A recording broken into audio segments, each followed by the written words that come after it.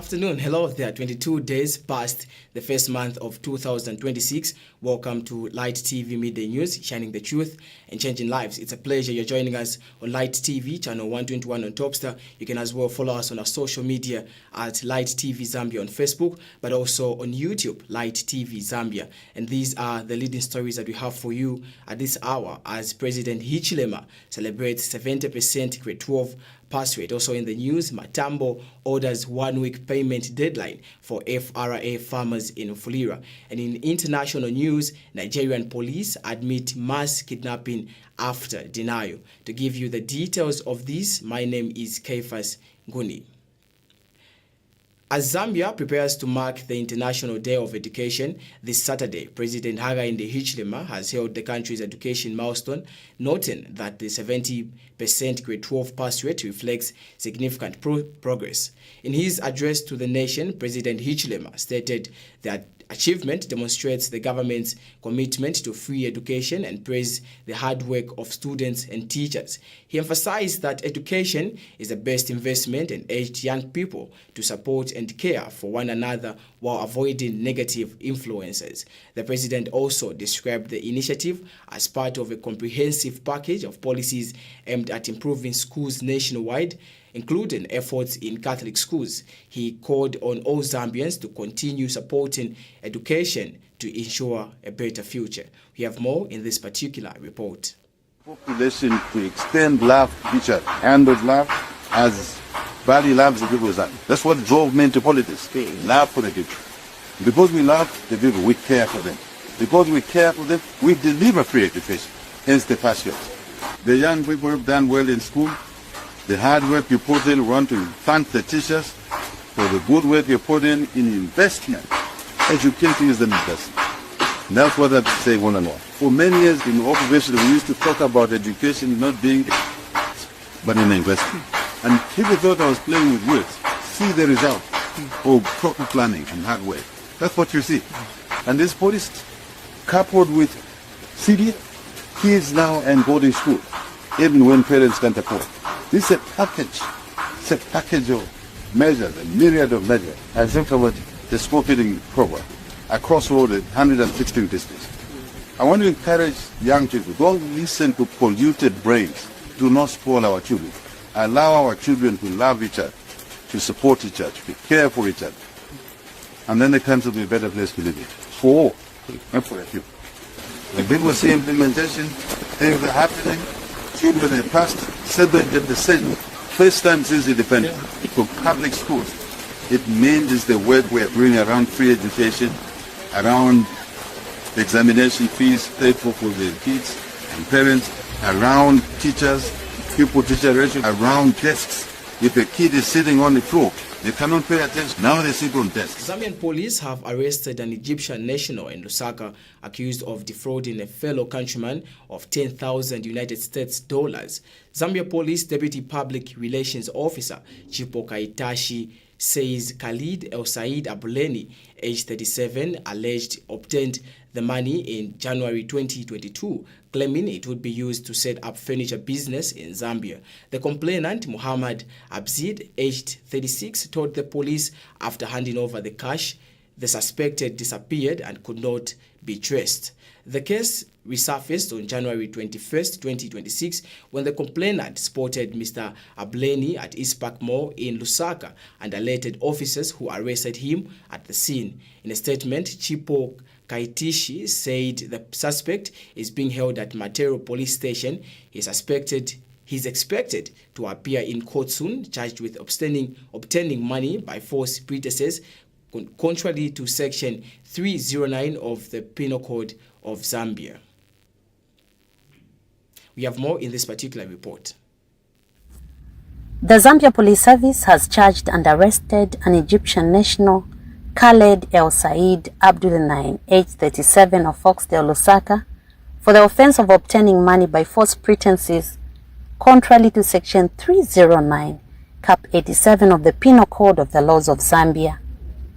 The suspect was reported by Muhammad Abzoid, age 36, of Ballaston area, Lusaka, also an Egyptian national. It is alleged that the suspect obtained $10,000 from the complainant on the pretext that the money would be used as capital to establish a furniture business in Zambia, when in fact it was not true. Brief facts of the matter are that in January 2022, at unknown date, the complainant and the suspect, who originate from Egypt, entered into discussions after the suspect proposed that there will be a viable furniture business opportunity in Zambia. The suspect informed the complainant that an initial capital investment of $10,000 was required. Believing this representation to be genuine, the complainant handed over the said amount in cash to the suspect. After receiving the money, the suspect allegedly disappeared and could not be traced. On January 21st, 2026, at around 12:40 hours, the complainant spotted the suspect at East Park Mall in Lusaka and immediately alerted the police.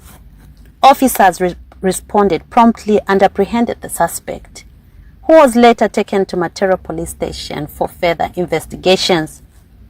The suspect has since been detained in police custody, awaiting court appearance. Flood victims, in Kazembe, Lumezi district have welcomed cash support aimed at helping them recover from recent floods.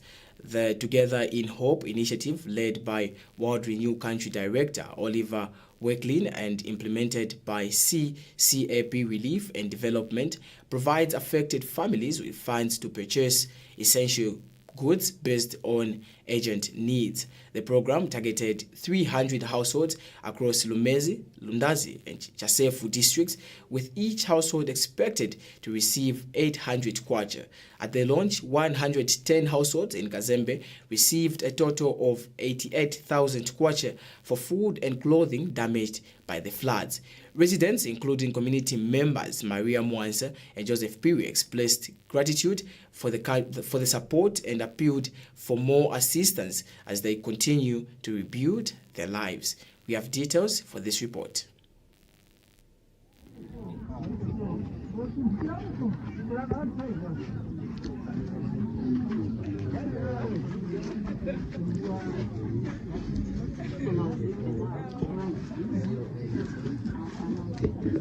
So World Renew has been working with CCAP, Relief and Development Department, for maybe 30 years in Lumezi, in Chasefu, and in Lundazi. And we've partnered with them for a long time, trying to do community development and to build up communities to be resilient. However, we heard on the 31st of December that this catastrophe happened in Lumezi and in also the surrounding districts. Immediately the coordinator of CCAP got in touch with me. I was enjoying the New Year festivities with my family just outside of Lusaka, but the coordinator got in touch with me and I realized that actually something needed to be done. We have worked with these communities for a long time to try and build them up for years and years. So when there is a sudden catastrophe and people lose their houses and we feel that we want to respond, because we are here for a long time and we will continue to be here for a long time, so we need to get involved. So I spoke to the coordinator of R&D about what could possibly be done. I looked at the mechanisms that are available within World Renew. World Renew is a global organization, and so we have sometimes funds set aside for these. I got the necessary protocols, both in the NGO community, but also in the government community. I think in the last few years of drought assistance, the government gave out significant support. Copperbelt Province Minister Elisha Matambo has directed Access Bank in Mufulira district to pay all remaining farmers who supplied maize to the Food Reserve Agency FRA within 1 week. The minister says government delays were caused by higher than expected maize deliveries after farmers exceeded the initial target of 500,000 metric tons following President Hakainde Hichilema's call to boost production. Mr. Matambo says the new Dawn government has since released funds to banks nationwide, ensuring all farmers are paid promptly with no supplier left behind. We have more in this particular report. What do you do, officer? I'm going to leave 5,000 kwacha. Okay? Bashitekwa ama drinks, angu na ama buns. So nalavika 5 pin mfoni mmiya. Okay? Mufunye pa mkwete ya tewe mtena. Kuchangisha 5 pin phone yen. Okay.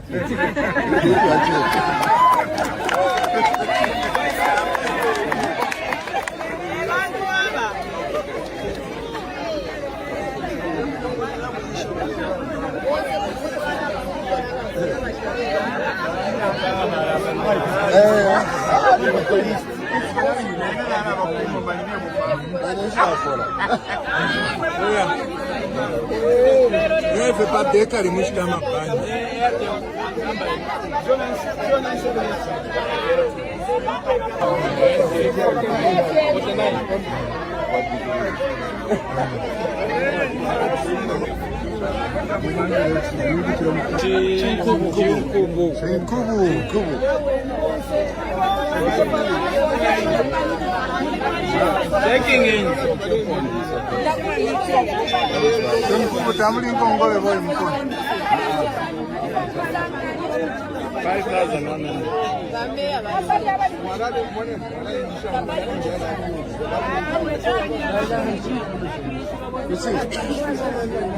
Nimba perava 5,100. Ne akufunisha 100 kwacha na vika. So bala abana ba officer na abamusalire ba man. Mushtama drinks. Mushtana vyakulya efisuma banono sana baba. Yalonga mwapenda bwino mwalashita vena angilira yoni. So bala no abanga mabula ma numbers mkwetu. Chira muntu kuchakwata packet ya angilira yoni na Coca-Cola ngiya. Batotera mushana. Still watching Light TV Midday News, but now we take a break, and on the other side, join me for sports and international news. Keep watching.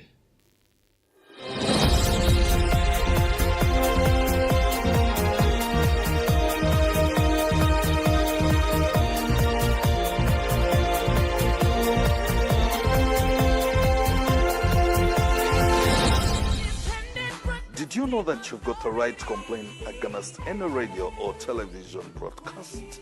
Did you also know that every radio or television station has an obligation to respond and address your complaints when aggrieved?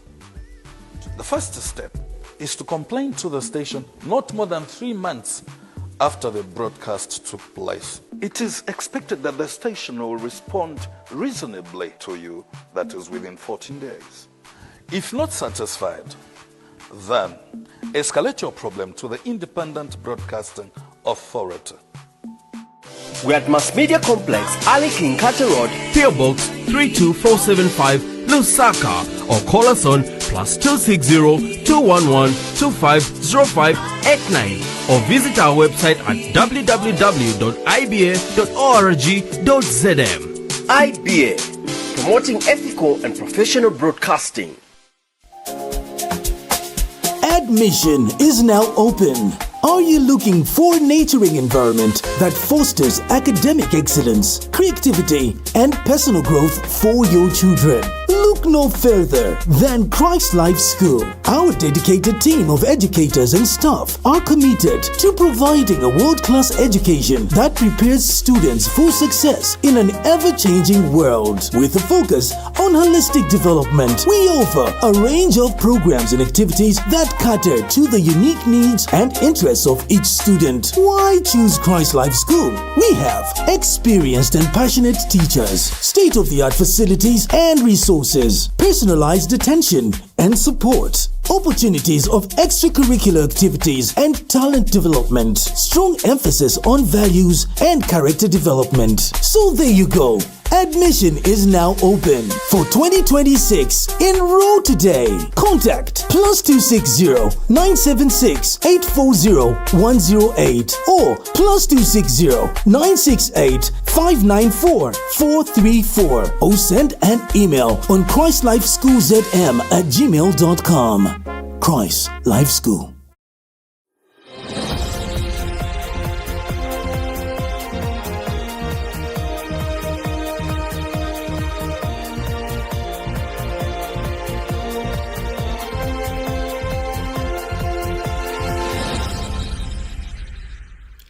Welcome back to the news. It's a pleasure that you're still watching.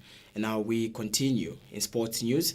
The Zambia women's national team, also known as the Copper Queens, have begun preparations ahead of the 2026 Women's Africa Cup of Nations in Morocco starting March 17th. Coach Nora Hopley has summoned 38 players, including foreign-based stars whose leagues are currently on recess for 2 weeks local training camp. Zambia has been drawn in Group C alongside defending champions Nigeria, Malawi, and Egypt. Coach Hopley says the tournament is a mission for the Copper Queens to go from copper to gold as they aim to make a strong impression at the WAFCON. We have more in this particular detail.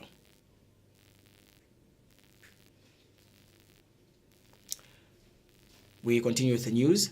Nigerian authorities have confirmed that gunmen abducted dozens of worshippers during Sunday service in Kaduna State after initially denying the